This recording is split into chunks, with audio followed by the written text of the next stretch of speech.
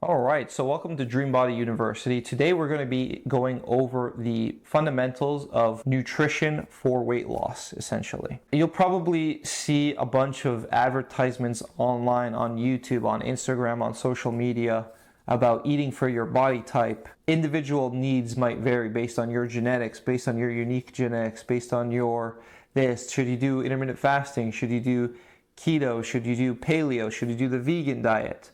And then you're stuck trying to optimize for all these different things, trying this out for 3 months, then giving up, then trying that out. Well, maybe, oh, that didn't work, but maybe if I tried the vegan diet for a bit longer, then I would have lost weight. You can go crazy and spin your wheels for years, going absolutely nowhere, trying all these diets and this and that. What I'm going to do right now is I'm going to save you all of that headache in this single video. And I'm just going to save you years or even decades of your life trying to figure out the secret recipe for weight loss.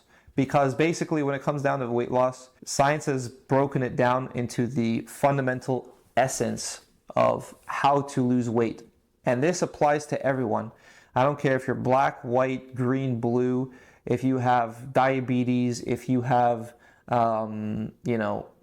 any kind of underlying health conditions, if you have thyroid issues, if you are 20 years old, 80 years old, 100 years old, it doesn't matter, okay? These are the fundamentals of weight loss that are going to apply to every single person. And I know people hate hearing that because people want to believe that they are a special and unique individual and that there is a specific plan that works for them. And there is, in a sense, and we're going to get into that later on, of how to kind of adopt the fundamentals that work best for you to your lifestyle. But when it really comes down to it, the fundamentals are the same for every single person. If you're a human being on planet Earth, everything follows the law of conservation of energy, which we're going to go into now in this video. So on a fundamental level, to lose weight, you have to, and this has been proven now by science, everyone will agree to this, you have to eat less, consume less energy than your body needs to maintain your weight. It really is that simple, and it boils down to that. If your body is at an energy deficit, meaning it has less energy than it needs to maintain, it's going to take energy from somewhere else in order to maintain basic functioning, basic human functioning. Because in order to function, in order for your enzymes to function properly, in order for digestion to happen, for your heart to pump, your body needs energy in the form of calories to function. So if you eat less calories, or if you're consuming less energy than your body needs, it has to take that energy from somewhere, okay? Now there's three main areas that your body can take energy from, okay? You have muscle tissue, which we don't want. This is why when you see people follow the starvation diets, it doesn't work, because what happens is your body starts tapping into your muscle stores, because it needs amino acids which is the building blocks of protein in order for basic functions as well. So it's going to take that. If you're not getting enough protein in your diet, it's going to take that from your muscle tissue, which is not what we want. It can take it from your glycogen, which is stored carbohydrate in the muscle cell and in the liver. Your liver can store up to about 200 grams of glycogen, and your muscle tissue can store glycogen as well. So if you eat a lot of carbohydrates the night before, let's say you have a ton of cereal or something like that that you're not supposed to be having, some of that will be stored as glycogen, and once you've reached your limit for how much glycogen your body can store, the rest will be stored as fat, essentially. But you have muscle tissue, glycogen, and then of course body fat. Now obviously we want to target body fat specifically, but in general, if you're eating less, your body will lose weight. Now how you lose the weight is very important, right? We don't want to just lose weight, because if you just lose weight, you're going to be losing muscle tissue, and we don't want that. Now, why don't we want to lose muscle tissue? Why is it important that we keep healthy muscle? Well, I don't want to be bulky. I don't want to look like a bodybuilder, right? The reason why, and we all have healthy muscle tissue that we need to function, to get up from the toilet seat, to bend down to reach something.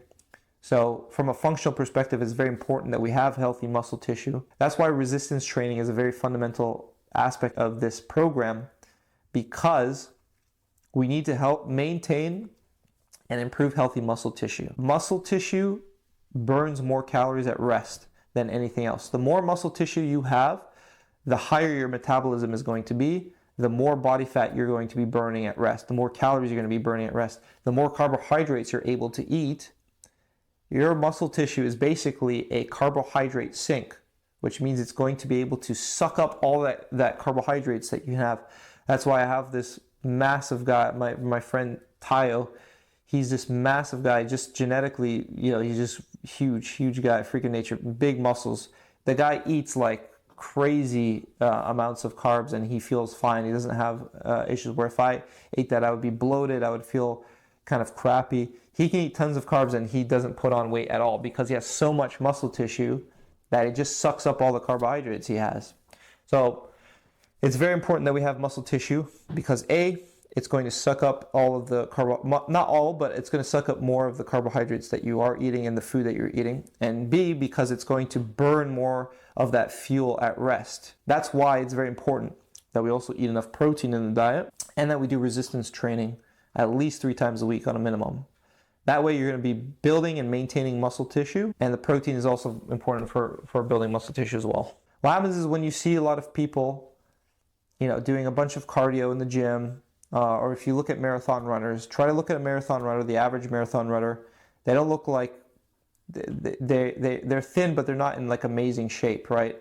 And the reason why is because you're burning so much muscle tissue, your metabolism is lower, and you see these guys doing cardio day after day for hours at the gym. Not saying that cardio is bad for you. Cardio is great for health purposes and endurance and fitness. It's a very important part of fitness. And we're going to get into what cardio is best for weight loss afterwards. But as a rule of thumb, doing endless amounts of cardio is not going to help you in the gym. So what we need to do is resistance training 3 times a week to maintain and build healthy muscle tissue. We need to get you in a calorie deficit, meaning you're consuming less energy than your body needs to maintain weight.